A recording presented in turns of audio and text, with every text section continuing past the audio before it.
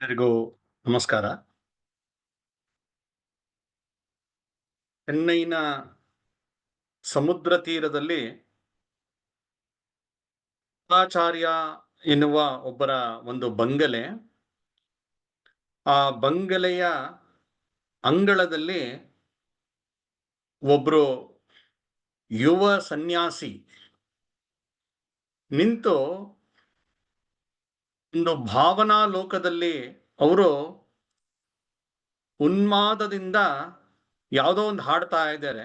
ಹಾಡನ್ನ ತುಂಬಾ ಉತ್ಕೃಷ್ಟವಾಗಿ ಹಾಡ್ತಾ ಇದ್ದಾರೆ. ಅದನ್ನ ಅಲ್ಲೇ ಕೇಳಿಸ್ಕೊಂಡಂತ ಅವರ ಇಬ್ರು ಶಿಷ್ಯಂದ್ರು ಕುತೂಹಲದಿಂದ ಆ ಹಾಡು ಮುಗಿಯೋತಕ್ಕಂಗೆ ಕಾಯ್ತಾ ಇರ್ತಾರೆ. ಮುಗಿದ್ಮೇಲೆ ಅವ್ರು ಕೇಳ್ತಾರೆ, ಯಾವ ಹಾಡು ನೀವು ಹಾಡ್ತಾ ಇದ್ದೀರಾ, ಯಾರ ಬಗ್ಗೆ, ಏನು ಅಂತ ಕೇಳ್ತಾರೆ. ಆಗ ಆ ಯುವ ಸನ್ಯಾಸಿ ಆ ಹಾಡನ್ನ ಇವ್ರಿಗೆ ಹೇಳ್ತಾರೆ. ಯಾವುದದು ಅಂತ ಹೇಳಿದ್ರೆ, ದಾವಾದ್ರುಮ ದಂಡಪರ ಚಿತ್ತಾಮೃಗ ಝಂಡಪರ ಭೂಷಣ ಬಿತಂಡಪರ ಜೈಸೆ ಮೃಗರಾಜಹೇ ಕಾನ್ನಜಿಮ ಕಂಸಪರ ತೇಜತಮ ಅಂಶಪರ ತ್ಯೋಂ ಲೇಚ್ಛ ವಂಶಪರ ಶೇರ್ ಶಿವರಾಜಹೇ ಅಂತ. ಆ ಹಾಡು ಅದರ ಅರ್ಥ ಏನಂದ್ರೆ, ಹೇಗೆ ಕಾಡಿಗೆ ಕಾಳ್ಗಿಚ್ಚಿನಂತೆ,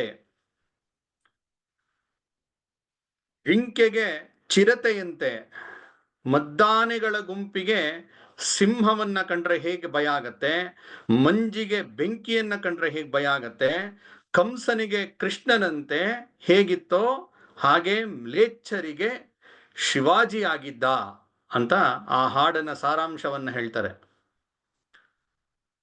ಆಗ ಅವರು ಕೇಳ್ತಾರೆ, ಯಾವುದೋ ಒಬ್ಬ ರಾಜ, ಅವನು ಇತಿಹಾಸದಲ್ಲಿ ಅನೇಕ ರಾಜರಾಗಿ ಹೋಗಿದ್ದಾರೆ, ನೀವು ಯಾಕೆ ಅವ್ರ ಬಗ್ಗೆ ಹೇಳ್ತಾ ಇದ್ದೀರಾ ಅಂತ. ಆಗ ಆ ಯುವ ಸನ್ಯಾಸಿ ಮತ್ಯಾರೂ ಅಲ್ಲ, ಸ್ವಾಮಿ ವಿವೇಕಾನಂದರು. ಅವರು ಬ್ರಿಟಿಷರು ಕೊಟ್ಟಂತಹ ಈ ಇಂಗ್ಲಿಷ್ ಶಿಕ್ಷಣದ ಪರಿಣಾಮವಾಗಿ ನಿಮಗೆ ಶಿವಾಜಿಯ ನಿಜ ಸ್ವರೂಪ ಗೊತ್ತಾಗಿಲ್ಲ, ನೀವು ತಿಳ್ಕೊಳ್ಬೇಕು ಅಂತ ಹೇಳಿ ಅಲ್ಲೇ ಶಿವಾಜಿಯ ಕುರಿತಾಗಿ ಸುಮಾರು 3 ದಿನಗಳ ಕಾಲ ಉಪನ್ಯಾಸವನ್ನ ಮಾಡ್ತಾರೆ. ಶಿವಾಜಿಗಿಂತ ಶ್ರೇಷ್ಠನಾದ ಶೂರ, ಧೀರ, ವೀರ, ರಾಜ, ಸಂತ, ಭಕ್ತ ಇನ್ನೊಬ್ಬನಿರುವನೆ ಅಂತ ವಿವೇಕಾನಂದರು ಕೇಳ್ತಾರೆ. ಯಾತಕ್ಕಂತ ಮಹತ್ವ? ಈ ಸ್ವಾರಸ್ಯ ಮಹಾರಾಷ್ಟ್ರದಲ್ಲಿ ಆಗಿ ಹೋದಂತಹ ಒಬ್ಬ ಗೃಹಸ್ಥ ರಾಜನ ಕುರಿತಾಗಿ ಬಂಗಾಲಿನ ಒಬ್ಬ ಸಂತ, ಅವನು ತಮಿಳ್ನಾಡಿನಲ್ಲಿ ನಿಂತು ಇಂಗ್ಲಿಷ್ನಲ್ಲಿ ಶಿವಾಜಿ ಬಗ್ಗೆ ಮಾತಾಡ್ತಾರೆ. ಅದನ್ನ ದಾಖಲೆ ಮಾಡಿದ್ದು ಕನ್ನಡಿಗರಾದಂತಹ ನಂಜುಂಡರಾಯರು. ಎಂತ ಒಂದು ಸ್ವಾರಸ್ಯಪೂರ್ಣವಾದಂತಹ ಈ ಘಟನೆ ಶಿವಾಜಿ ಮಹತ್ವದ ಕುರಿತಾಗಿ ನಮಗೆ ಒಂದು ಸಣ್ಣ ಸುಳಿವು ಕೊಡುತ್ತೆ. ಯಾತಕ್ಕೆ ಶಿವಾಜಿ ಅಷ್ಟು ಮಹತ್ವ ಅಂತ ಹೇಳಿದ್ರೆ, ಶಿವಾಜಿ ಹುಟ್ಟು ಬಂದಂತಹ ಪರಿಸ್ಥಿತಿ ಹಾಗಿತ್ತು. 17ನೇ ಶತಮಾನದ ಆರಂಭದಲ್ಲಿ ಹೇಗಿತ್ತು ಅಂತ ಹೇಳಿದ್ರೆ, ಆಗಾಗ್ಲೇ ವಿಜಯನಗರ ಸಾಮ್ರಾಜ್ಯ ಅದು ಪತನ ಆಗಿತ್ತು. ಇಡೀ ದೇಶ ಪರಕೀಯರ ಕೈಗೆ ಜಾರಿ ಹೋಗಿತ್ತು. ಉತ್ತರದ ಬಹಳಷ್ಟು ಭಾಗ ಮೊಘಲ ಶಾಹಿ, ದಕ್ಷಿಣದಲ್ಲಿ ಆದಿಲ್ ಶಾಹಿ, ಇಮಾಮ್ ಶಾಹಿ, ಬರಿದ್ ಶಾಹಿ, ಕುತುಬ್ ಶಾಹಿ, ನಿಜಾಮ್ ಶಾಹಿಗಳು, ಬಂಗಾಲದಲ್ಲಿ ನವಾಬರು, ಅಯೋಧ್ಯೆಯಲ್ಲಿ ನವಾಬರು. ಇದಿಷ್ಟೇ ಅಲ್ಲದೆ ಅಷ್ಟೊತ್ತಿಗಾಗ್ಲೇ ಯುರೋಪಿನಿಂದ ಪೋರ್ಚುಗೀಸರು ಬಂದು ಸುಮಾರೊಂದು 100 ವರ್ಷ ದಾಟ್ಬಿಟ್ಟಿದೆ. ಡಚ್ಚರ್ ಬಂದಿದ್ದಾರೆ, ಫ್ರೆಂಚರ್ ಬಂದಿದ್ದಾರೆ, ಬ್ರಿಟಿಷರ್ ಬಂದು ತಮ್ಮ ತಳ ಊರ್ತಾ ಇದ್ರು. ಅಂದ್ರೆ ಇಡೀ ದೇಶ ಒಂದ್ ರೀತಿ ಪರಕೀಯರ ಕೈಗೆ ಸಿಕ್ಕಿ ನರಳ್ತಾ ಇತ್ತು.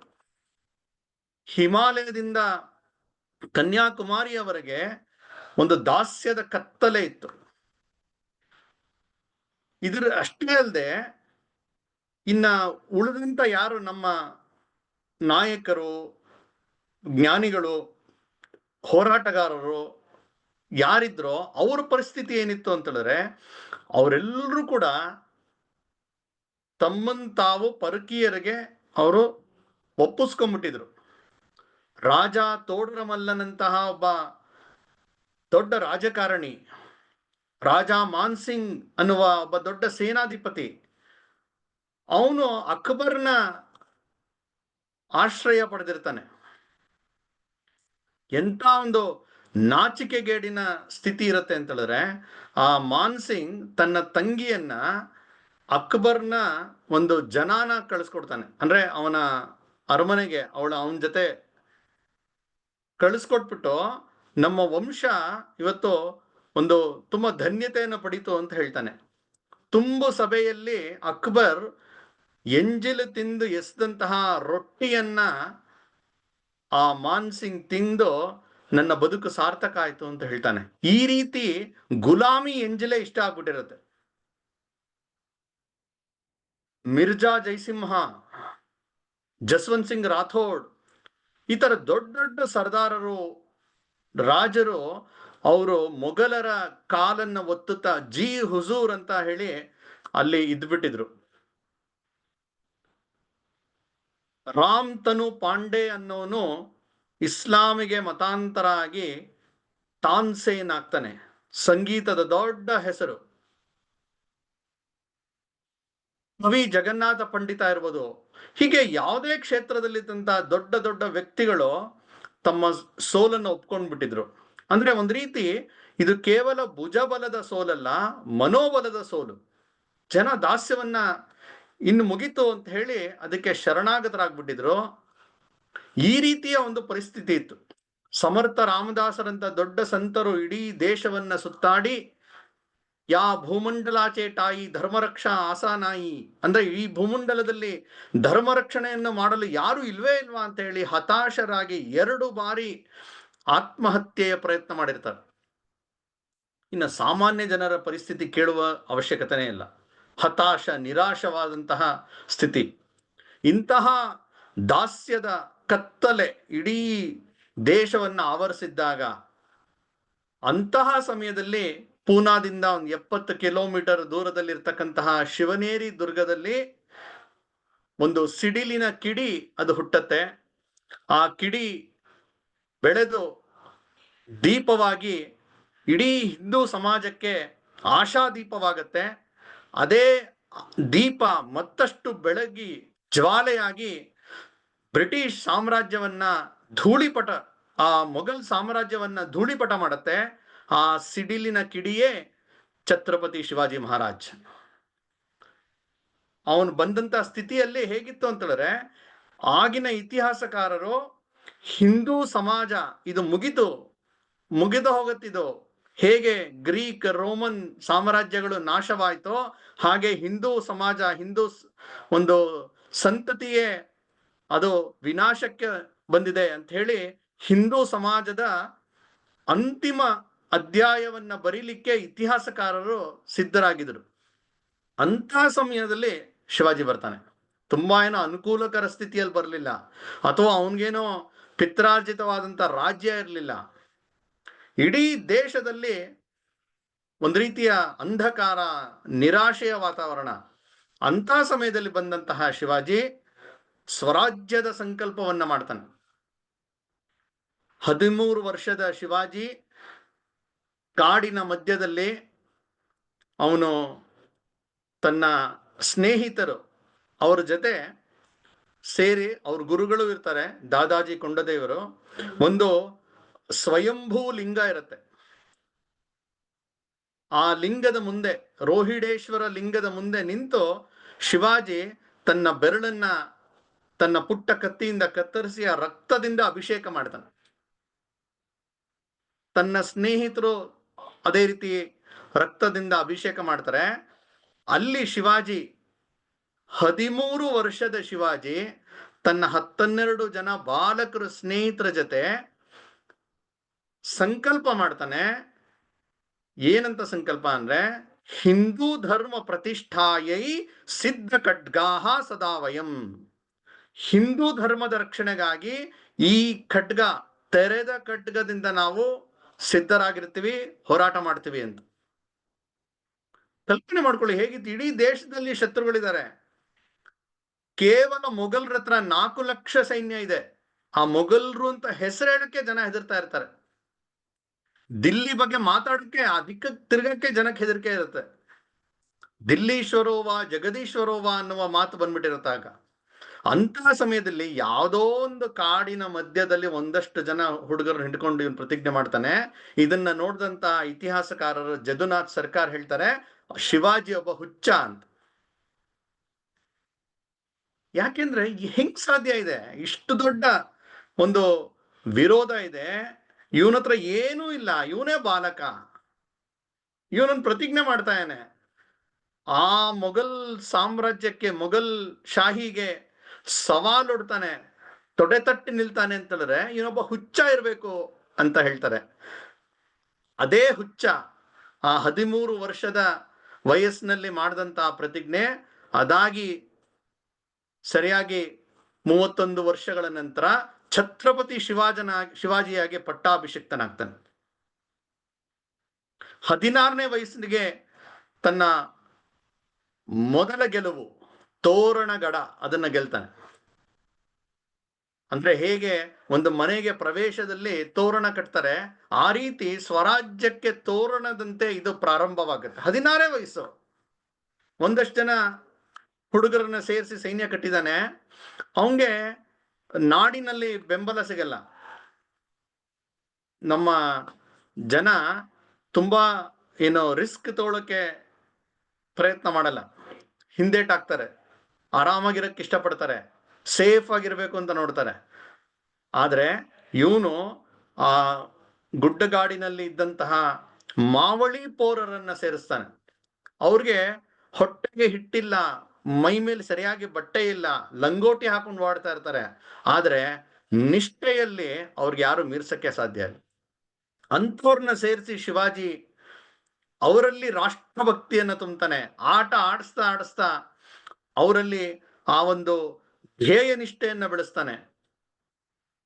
ಅವನು ಆಡಿಸ್ತಾ ಇದ್ದಿದ್ದು ಹೇಗೆ ಅಂದ್ರೆ, 2 ಗುಂಪು ಮಾಡಿ, ಒಂದು ಗುಂಪು ಮರಾಠರು, ಒಂದು ಗುಂಪು ಮೊಘಲರು ಅಂತ ಹೇಳಿ ಯುದ್ಧ ಮಾಡಬೇಕು.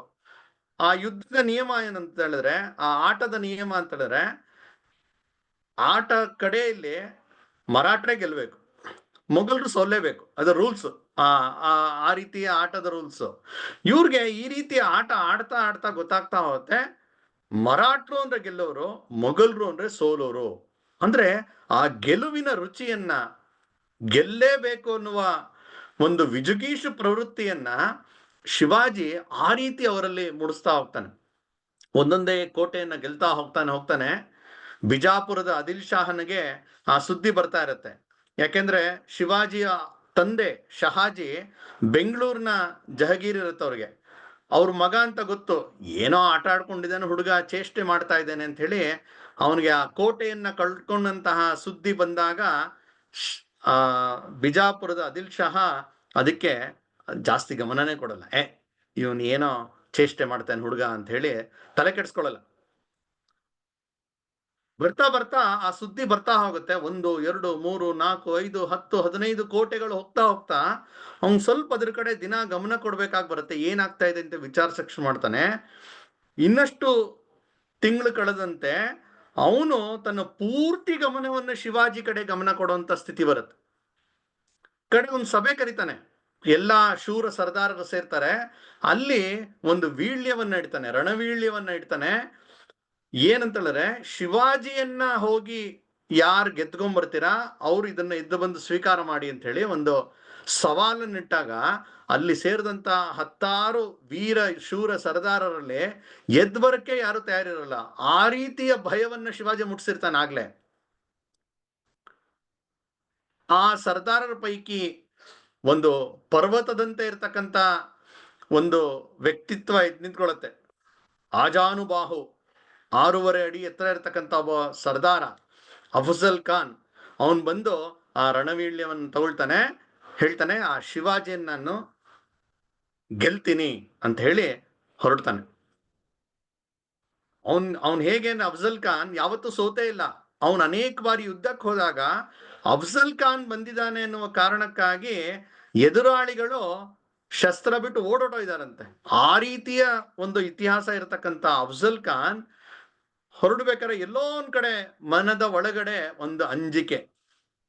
ಅವನ್ ಯುದ್ಧಕ್ಕೆ ತಯಾರಿ ಮಾಡ್ತಾನೆ. ತಯಾರಿ ಮಾಡ್ತಾ ಅವನ್ಗೆ ಕೇವಲ 64 ಹೆಂಡತಿಯರಿರ್ತಾರೆ. 64 ಹೆಂಡತಿ ಅವನ್ಗೆ ಅಕಸ್ಮಾತ್ ನಾನ್ ಸತ್ತೋದ್ರೆ ನನ್ನ ನಂತರ ಈ 64 ಹೆಂಡತಿಯರು ಬೇರೆಯವರ ಪಾಲಾಗಬಾರದು ಅನ್ನುವ ಒಂದು ಮುಂದಾಲೋಚನೆ ಇಟ್ಕೊಂಡು ಆ 64 ಜನರನ್ನು ಸಾಯಿಸಬೇಕು ಅಂತ ನಿಶ್ಚಯ ಮಾಡಿ ಅವ್ರ ಜೊತೆ ಎಲ್ಲ ಸಮಯ ಕಳೆದು ಒಬ್ಬೊಬ್ಬರನ್ನು ಸಾಯಿಸಕ್ ಶುರು ಮಾಡ್ತಾನೆ. 1, 2, 3, 4, 5, 6, 63 ಜನನ್ನ ಕೊಲೆ ಮಾಡ್ತಾನೆ. 64ನೇ ಹೆಂಡತಿ ಓಡೋಟೋಗ್ತಾಳೆ. ಸುಮಾರು ದೂರ ಓಡೋಗ್ತಾಳೆ. ಅಟ್ಟಿಸ್ಕೊಂಡು ಹೋಗಿ ಅವಳನ್ನು ಕೊಲೆ ಮಾಡ್ತಾನೆ. ಇವತ್ತಿಗೂ ಬಿಜಾಪುರದಲ್ಲಿ ಆ ಅಫ್ಜಲ್ ಖಾನ್ನ 63 ಹೆಂಡತಿಯರ ಸಮಾಧಿ ಒಂದ್ ಕಡೆ ಇದ್ರೆ ಒಬ್ಳದು ದೂರದಲ್ಲಿದೆ. ಈ ರೀತಿ ತಯಾರಿ ಮಾಡಿ ದೊಡ್ಡ ಸೈನ್ಯವನ್ನು ತಗೊಂಡು ಶಿವಾಜಿಯನ್ನ ಹಿಡಿಬೇಕು ಅಂತ ಹೋಗ್ತಾನೆ. ಅಂದ್ರೆ ಹೇಗಿತ್ತು ಅಂದ್ರೆ ಒಂದು ಸಣ್ಣ ಶಿವಾಜಿ ಹತ್ರ ಕೆಲವೇ 1000 ಸೈನಿಕರಿದ್ರು. ಇವನು 1,00,000 ಸೈನ್ಯ ತಗೊಂಡು ಹೋಗ್ತಾನೆ. ಅಂಗೈ ಅಗಲದ ಸ್ವರಾಜ್ಯವನ್ನ ಹಿಡಿಲಿಕ್ಕಾಗಿ ಒಂದು ಸಮುದ್ರವೇ ಬಂದಂಗೆ ಬರುತ್ತೆ. ಕಡೆಗೆ ಬರ್ತಾರೆ. ಒಂದ್ ಕಡೆ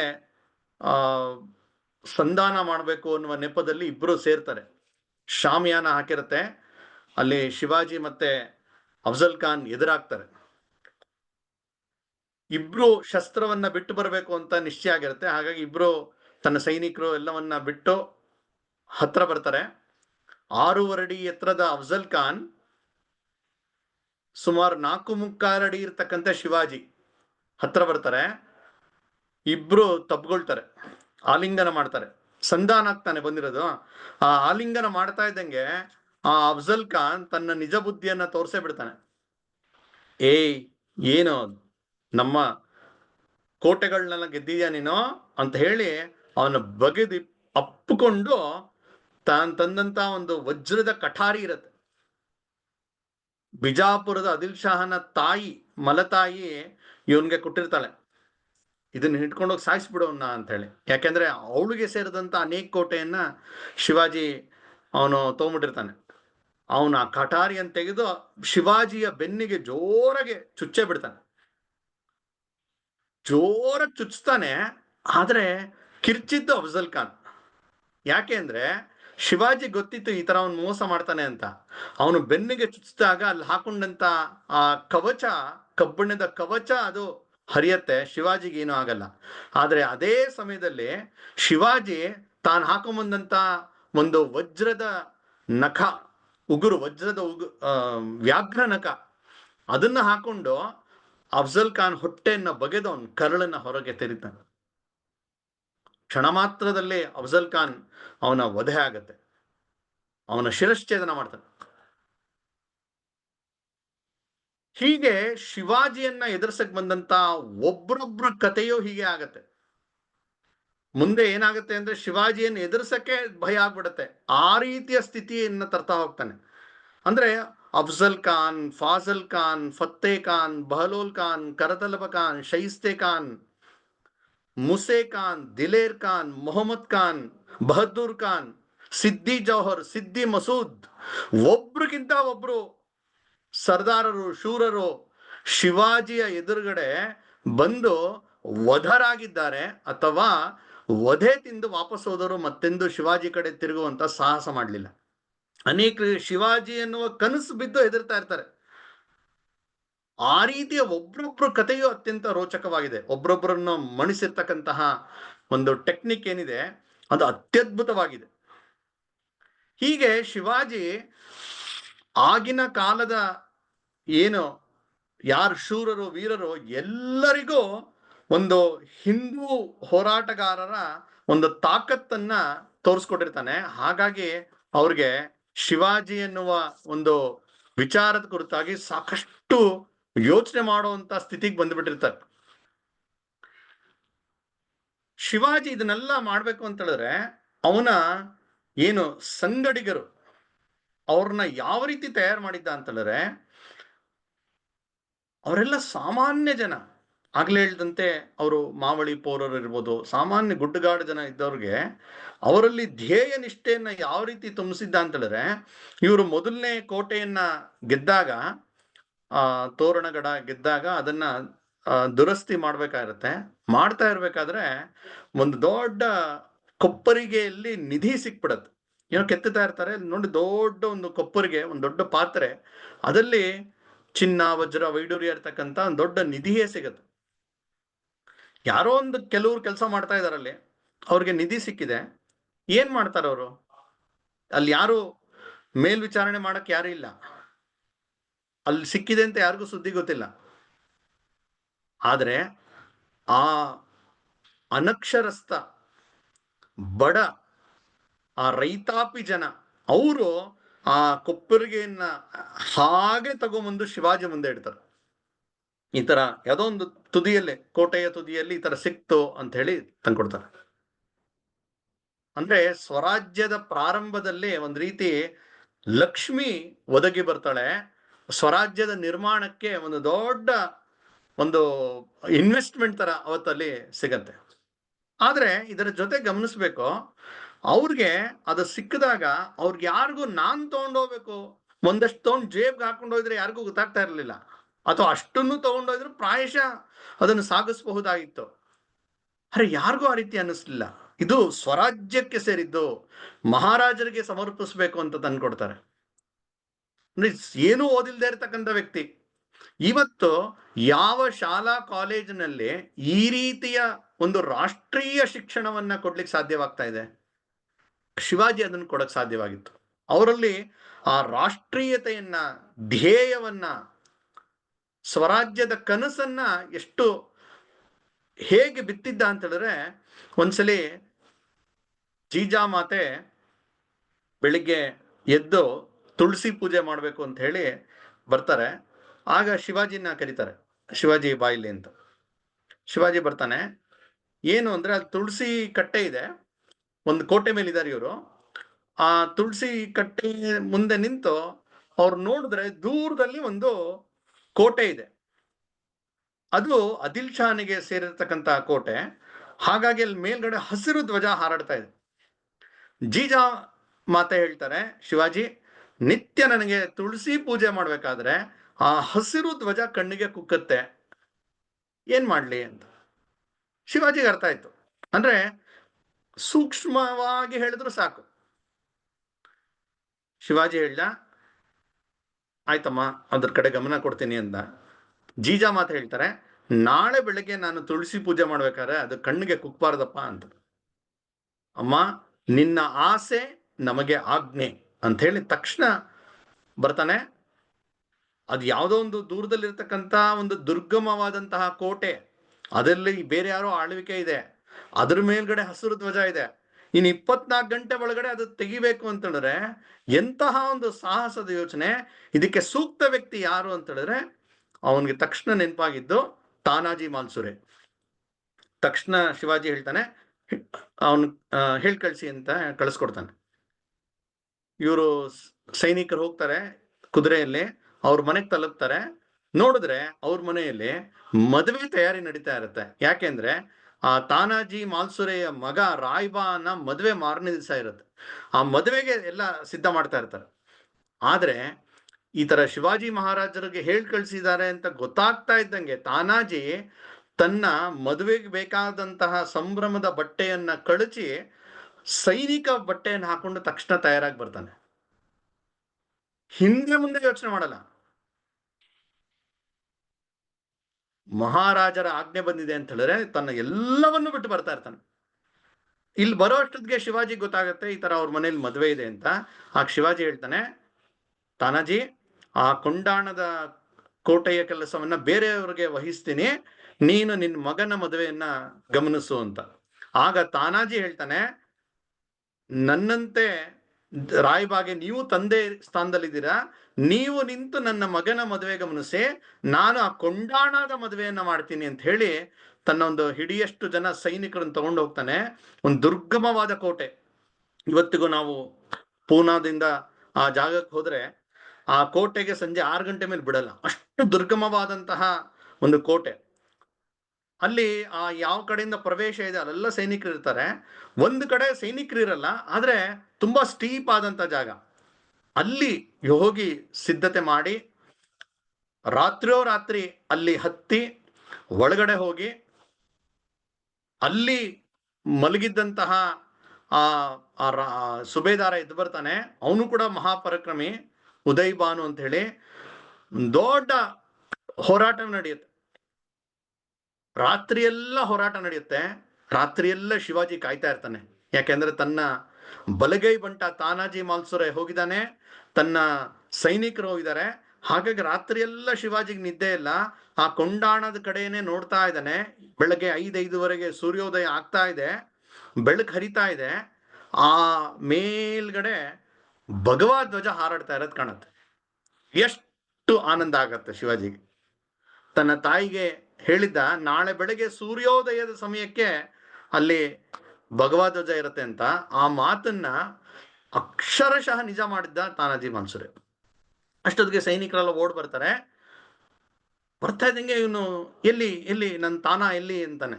ಆಗ ಅವ್ರು ಹೇಳ್ತಾರೆ, ಇಲ್ಲ, ಇನ್ನೇನು ಕಡೆ ಹಂತದಲ್ಲಿ ತಾನಾಜಿ ಮಾಲ್ಸುರೆ ಬಲಿದಾನ ಆಗೋಯ್ತು ಅಂತ. ಆಗ ಶಿವಾಜಿ ಹೇಳ್ತಾನೆ, ಗಡ್ ಆಲ ಪಣ ಸಿಂಹ ಗೇಲ ಅಂತ. ಅಂದ್ರೆ ಕೋಟೆ ಏನೋ ಬಂದ್ಬಿಡ್ತು, ಆದ್ರೆ ನನ್ನ ಸಿಂಹ ಹೊರಟೋಯ್ತು ಅಂತೆ. ಹಾಗಾಗಿ ಅವನ ನೆನಪಿಗಾಗಿ ಆ ಕೊಂಡಾಣ ಅನ್ನುವ ಕೋಟೆಗೆ ಸಿಂಹಗಡ ಅಂತ ಹೇಳಿ ಅದನ್ನ ನಾಮಕರಣ ಮಾಡ್ತಾರೆ. ಇವತ್ತಿಗೂ ಸಿಂಹಗಡ ಅಂತಾನೆ ಅದಕ್ಕೆ ಕರೀತಾರೆ. ಈ ತರ ಒಬ್ರಿಗಿಂತ ಒಬ್ರು ಶಿವಾಜಿಯ ಸಹಚರರು ಹೋರಾಟದ ಸಂದರ್ಭ ಬಂದಾಗ ಹಿಂದೆ ಬರಲಿಲ್ಲ, ಪ್ರಾಣ ಕೊಡಕ್ಕೆ ಹಿಂದೆ ಏಟಾಗ್ಲಿಲ್ಲ. ಯಾಕಂದ್ರೆ ಹಿಂದ್ವಿ ಸ್ವರಾಜ್ಯ ಸ್ಥಾಪನೆ ಆಗ್ಬೇಕು, ಹಿಂದೂ ಧರ್ಮ ಉಳಿಬೇಕು ಅಂತ ಹೇಳಿದ್ರೆ ನಮ್ಮ ಬದುಕು ಇದಕ್ಕಾಗಿ ಮೀಸಲಾಗಿ ಇಟ್ಟಿದ್ದೀವಿ ಅಂತ ಯೋಚನೆ ಮಾಡಿದ್ರು.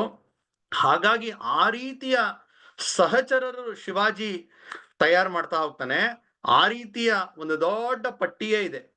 ತಾನಾಜಿ ಮಾಲ್ಸುರೆ, ಅವನ ತಮ್ಮ ಸೂರ್ಯಾಜಿ ಮಾಲ್ಸುರೆ, ಬಾಜಿ ಪ್ರಭು ದೇಶಪಾಂಡೆ, ಮುರಾರ್ ಬಾಜಿ ದೇಶಪಾಂಡೆ. ಇವತ್ತು ನಾವು ಪೂನಾದ ಹತ್ರ ಇರ್ತಕ್ಕಂಥ ಪುರಂದರ ಗಡ, ಅದಕ್ಕೆ ಕಿಲ್ಲೆದಾರ ಆಗಿದ್ದವನು ಮುರಾರ್ ಬಾಜಿ ದೇಶಪಾಂಡೆ. ಅವನ ಒಂದು ಸ್ಟ್ಯಾಚು ಇಟ್ಟಿದ್ದಾರೆ. ಎರಡೂ ಕೈಗಳಲ್ಲಿ ಕತ್ತಿ ಹಿಡ್ಕೊಂಡು ಯುದ್ಧ ಮಾಡ್ತಾ ಇರ್ತಕ್ಕಂಥ ಆ ಸ್ಟ್ಯಾಚು ನೋಡಿದ್ರೆ ಮೈ ರೋಮಾಂಚನ ಆಗತ್ತೆ. ಹೀಗೆ ಮುರಾರ್ ಬಾಜಿ ದೇಶಪಾಂಡೆ, ಬಾಜಿ ಪ್ರಭು ದೇಶಪಾಂಡೆ, ನೇತಾಜಿ ಪಾಲ್ಕರ್, ಅವನ ಪ್ರತಿ ಶಿವಾಜಿ ಅಂತ ಕರಿತಾ ಇದ್ರು. ಶಿವಾಜಿ ತರನೇ ಅವನು, ಅಷ್ಟೇ ಸಾಮರ್ಥ್ಯ ಇದ್ದಂತ ಹೋರಾಟಗಾರ ಅವನು ಹೋದ ಅಂದ್ರೆ ಗೆದ್ದುಕೊಂಡು ಬರದೆ.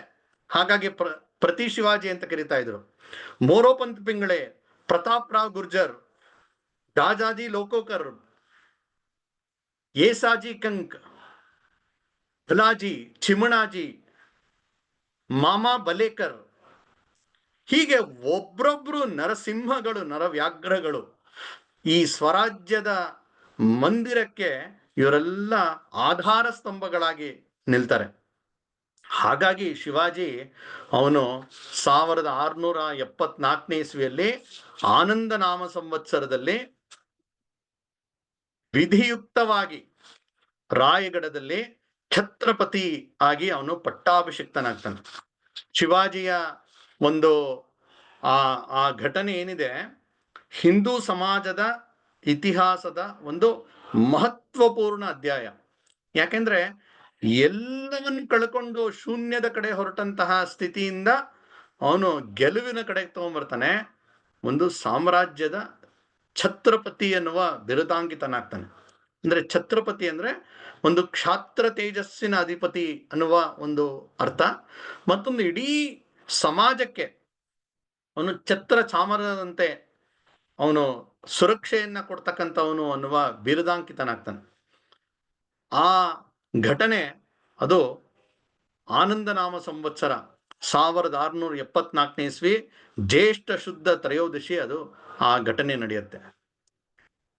ಇದ್ರ ಮಧ್ಯದಲ್ಲಿ ಔರಂಗಜೇಬ್ ನಿರಂತರ ಪ್ರಯತ್ನ ಮಾಡ್ತಾ ಇರ್ತಾನೆ, ಏನಾರು ಮಾಡಿ ಶಿವಾಜಿಯನ್ನ ಮಣಿಸ್ಬೇಕು ಅಂತ ಹೇಳಿ. ಮಿರ್ಜಾ ಜೈಸಿಮ್ ಅನ್ನೋನನ್ನ ಕಳ್ಸಿರ್ತಾನೆ. ಹಿಂದೂ ರಾಜ, ನಿಷ್ಠಾವಂತ ಶಿವಭಕ್ತ, ಆದ್ರೆ ಔರಂಗಜೇಬನ ಅಡಿಯಲ್ಲಿದ್ದಂತಹ ಒಬ್ಬ ರಜಪೂತ್ ಸರ್ದಾರ.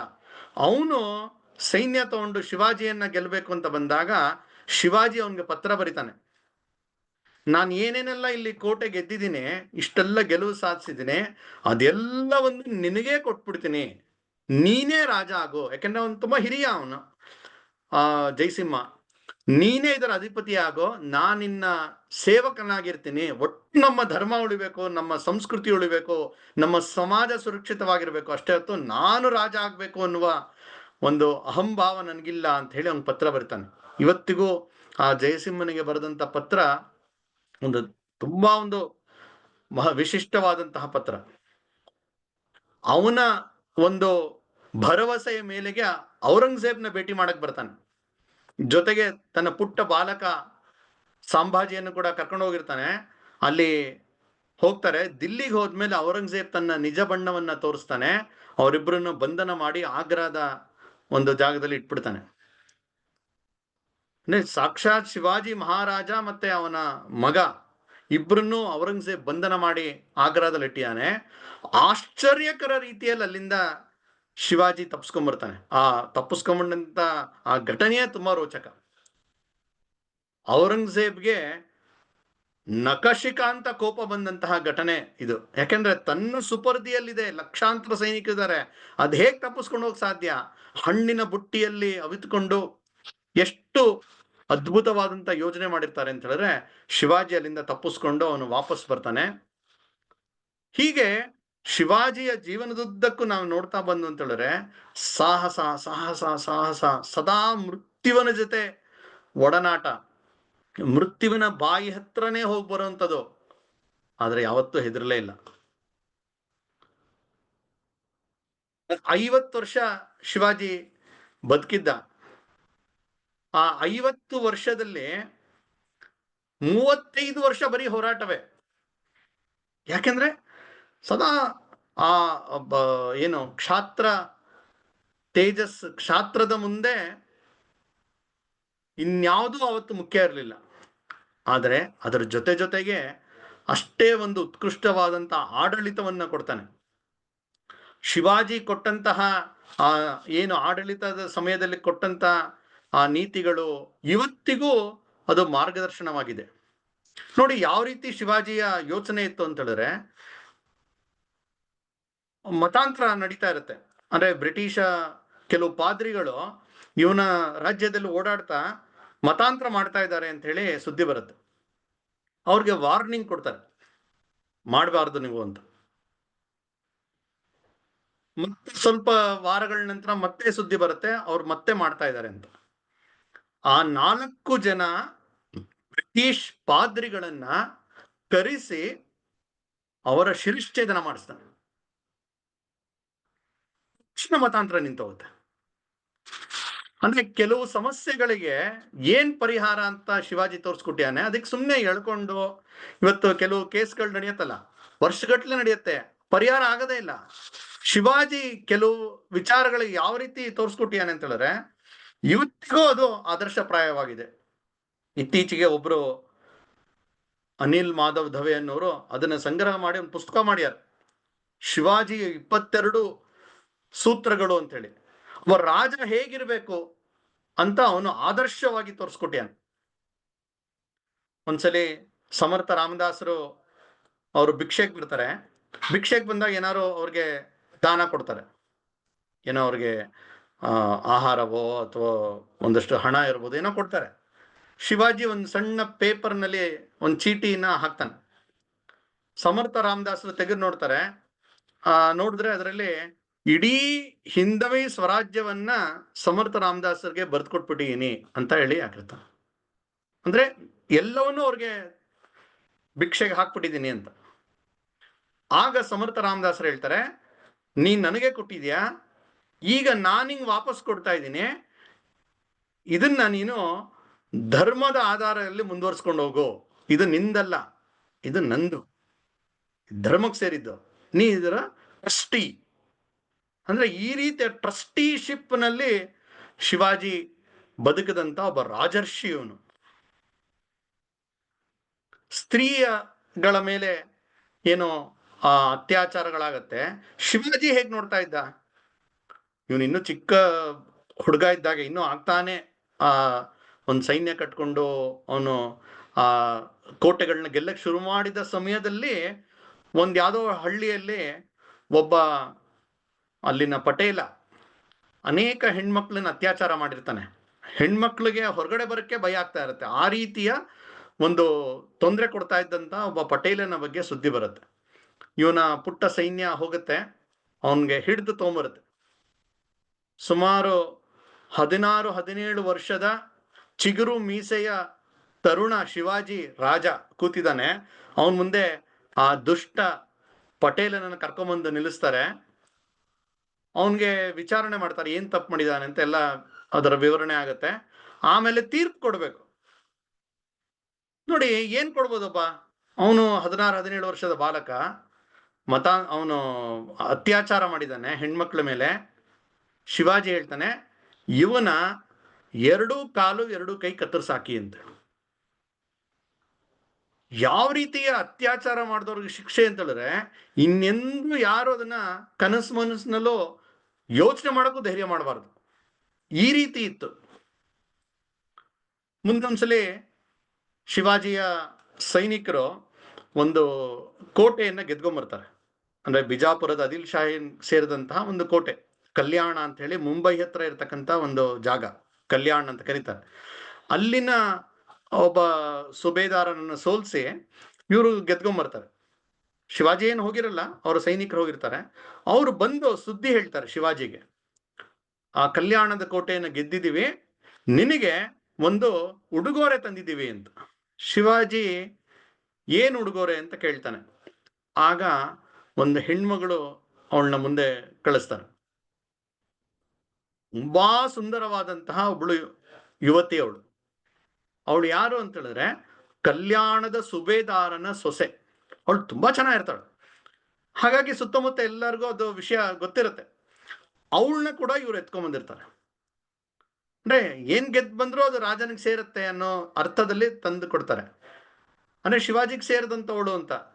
ಆದ್ರೆ ಶಿವಾಜಿಯ ದೃಷ್ಟಿ ಹೇಗೆ ಅಂದ್ರೆ, ಶಿವಾಜಿ ಅವಳನ್ನ ನೋಡ್ತಾ ಇದ್ದಂಗೆ ಹೇಳ್ತಾನೆ, ಎಷ್ಟು ಸುಂದರವಾಗಿದೆಯಮ್ಮ, ನೀನೇನಾರು ನನ್ನ ತಾಯಿ ಆಗಿದ್ರೆ ನಾನು ಪ್ರಾಯಶಃ ಇನ್ನೂ ಸುಂದರವಾಗಿರ್ತಾ ಇದ್ದೆ ನಾನು ಅಂತ ಹೇಳ್ತಾನೆ. ಕ್ಷಣ ಮಾತ್ರದಲ್ಲಿ ಆಕೆಯನ್ನ ತನ್ನ ತಾಯಿಯಾಗಿ ಮಾಡ್ಬಿಡುದು. ಆಮೇಲೆ ತನ್ನ ಸೈನಿಕರು ಹೇಳ್ತಾನೆ, ಆಕೆಯನ್ನ ಗೌರವಯುತವಾಗಿ ವಾಪಸ್ ಬಿಟ್ಟು ಬನ್ನಿ ಅಂತ ಹೇಳಿ. ಹೋಗಿ ಅಲ್ಲಿ ಬಿಟ್ಟು ಬರ್ತಾರೆ. ಆ ಸುಬೇದಾರ ಪತ್ರ ಬರುತ್ತಾನೆ ಶಿವಾಜಿಗೆ, ನೀನು ಶಿವಾಜಿ, ನೀನು ನನ್ನ ಕೋಟೆಯನ್ನ ಗೆದ್ದ್ಯಾ ಅಂತ ಅನ್ಕೊಂಡೆ, ನೀನು ನನ್ನ ಹೃದಯವನ್ನೇ ಗೆದ್ದು ಬಿಟ್ಟಿದ್ಯಾ ನೀನು ಅಂತ ಬರೀತಾನೆ. ಅಂದ್ರೆ ಇದು ಹಿಂದೂ ಸಂಸ್ಕೃತಿ. ಶಿವಾಜಿಗೆ ಬೇಕಾಗಿದ್ದು ಅಂದ್ರೆ ನಮ್ಮ ಹಿಂದೂ ಸಂಸ್ಕೃತಿಯ ಈ ಮೌಲ್ಯಗಳು ರಕ್ಷಣೆ ಆಗ್ಬೇಕು, ಇದಕ್ಕೆ ಬೇಕಾದಂತ ವಾತಾವರಣ ಬರಬೇಕು. ಈ ಪರಕೀಯರಿಂದಾಗಿ ಬಂದಿರತಕ್ಕಂತ ಈ ಎಲ್ಲಾ ಸಂಗತಿಗಳನ್ನು ದೂರ ಮಾಡಿ ಸ್ವರಾಜ್ಯದ ಸ್ಥಾಪನೆ ಆಗ್ಬೇಕು ಅಂದ್ರೆ ಕೇವಲ ಆಡಳಿತ ಬದಲಾಗದಲ್ಲ, ಇದು ಎಲ್ಲಾ ಸಂಗತಿಗಳು ಅಲ್ಲಿ ಅರಳಬೇಕು.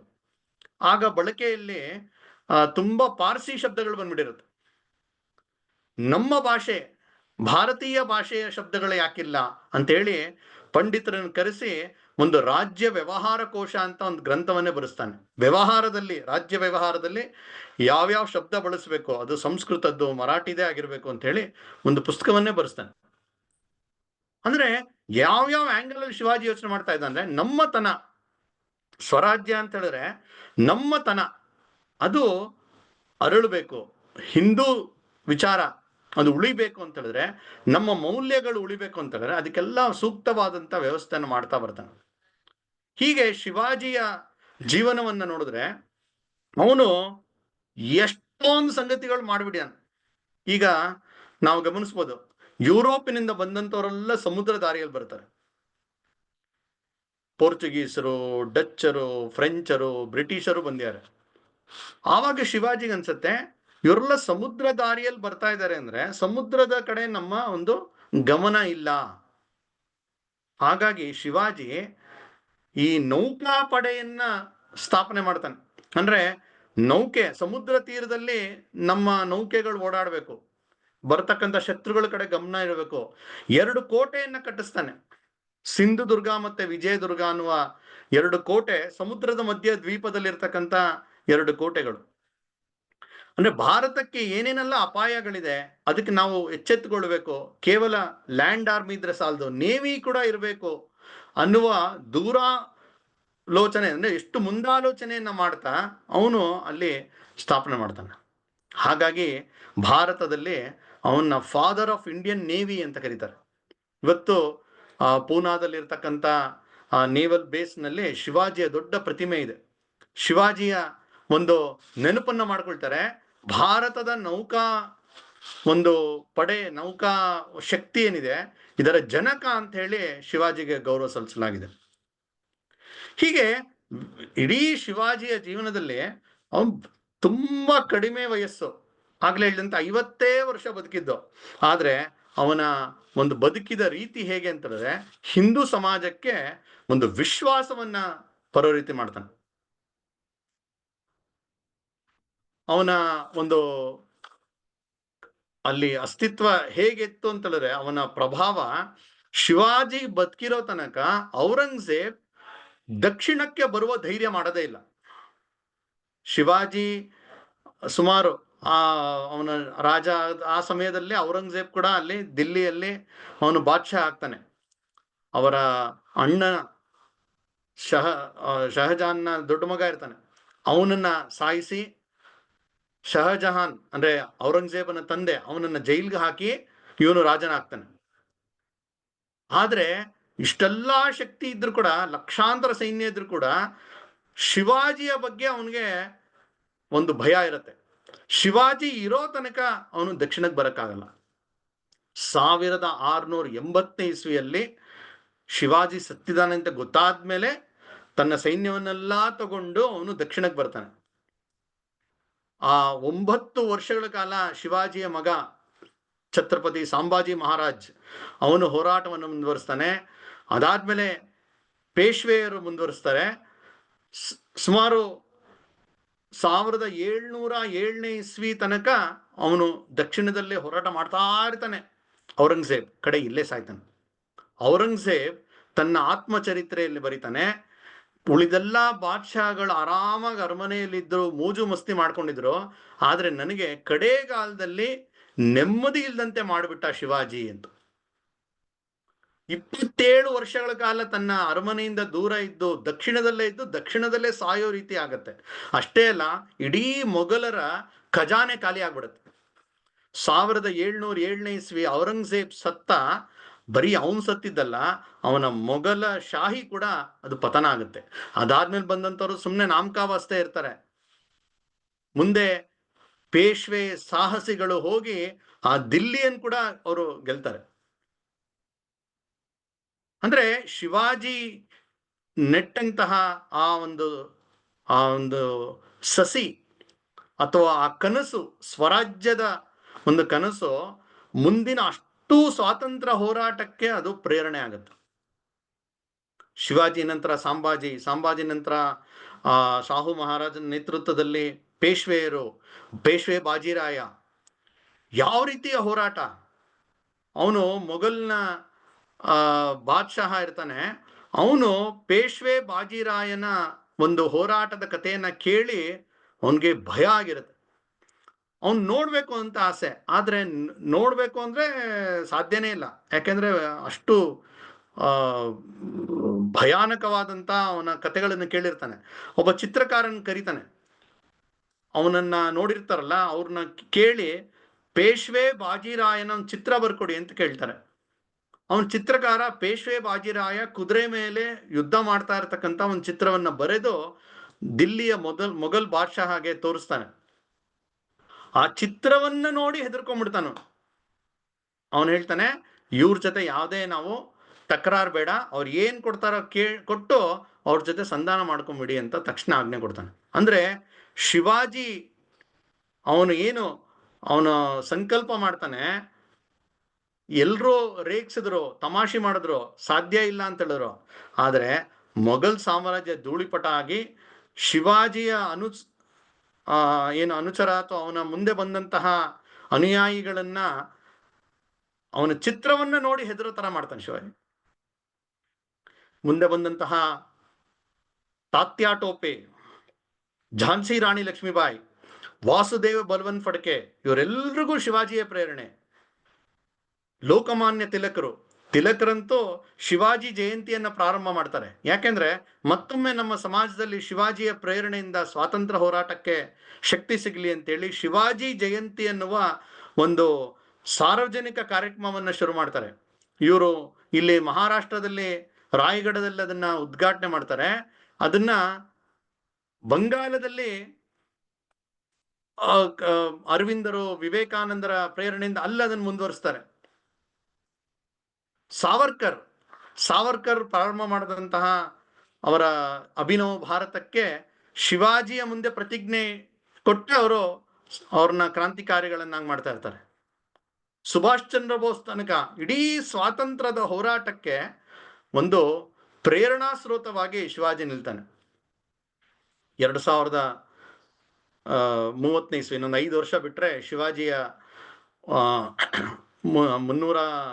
400ನೇ ಜನ್ಮದಿನ ಬರುತ್ತೆ. ಈ 400 ವರ್ಷದ ಒಂದು ಇಡೀ ಇತಿಹಾಸದ ಮೇಲೆ ಶಿವಾಜಿಯ ಒಂದು ಪ್ರಭಾವ ಅಚ್ಚಳಿಯದಂತೆ ಅದು ಬೀರಿರುವಂಥದ್ದು ನಾವು ನೋಡ್ತೀವಿ. ಅಂದ್ರೆ ಒಬ್ಬ ವ್ಯಕ್ತಿ ಹೇಗೆ ಆ ರೀತಿ ಪ್ರಭಾವ ಬೀರ್ಲಿಕ್ಕೆ ಸಾಧ್ಯ ಅಂತ ನಾವು ಯೋಚನೆ ಮಾಡ್ತವ್ರೆ ಅರ್ಥನೇ ಆಗಲ್ಲ. ಶಿವಾಜಿಯ ಕಾಲದಲ್ಲೇ ಇದ್ದಂತಹ ತುಕಾರಾಮ್ ಅವರು ಶಿವಾಜಿಯನ್ನ ತುಂಬಾ ಪ್ರಶಂಸೆ ಮಾಡ್ತಾರೆ.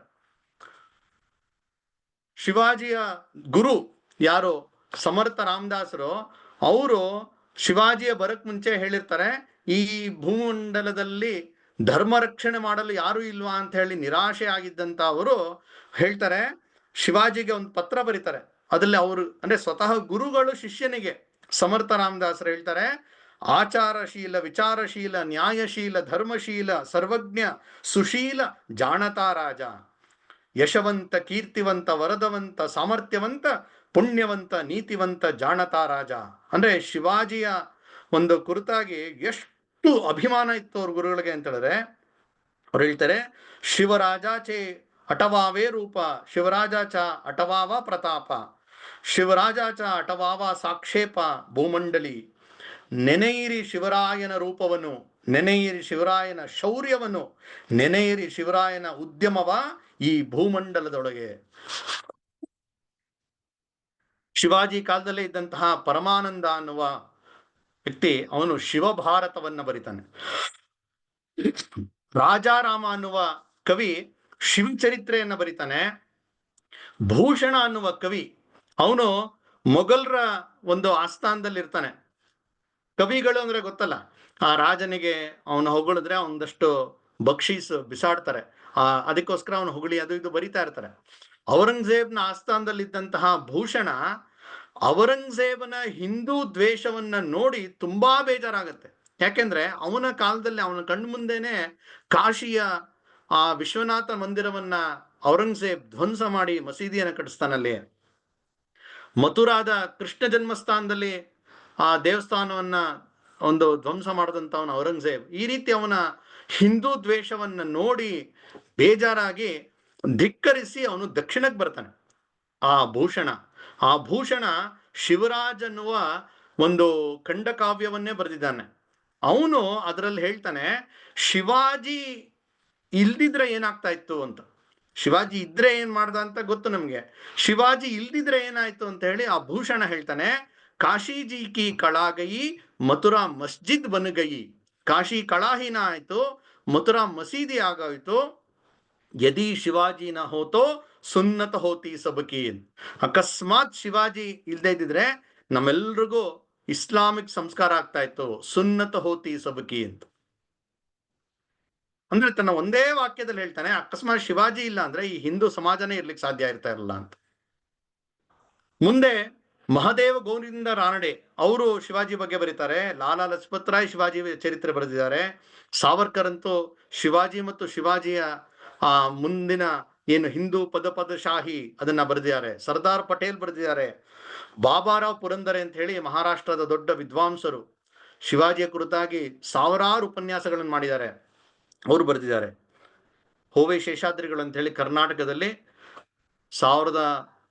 1960ರ ದಶಕದಲ್ಲಿ ಯುಗಾವತಾರ ಅನ್ನುವ ಪುಸ್ತಕವನ್ನು ಬರೆದಿದ್ದಾರೆ.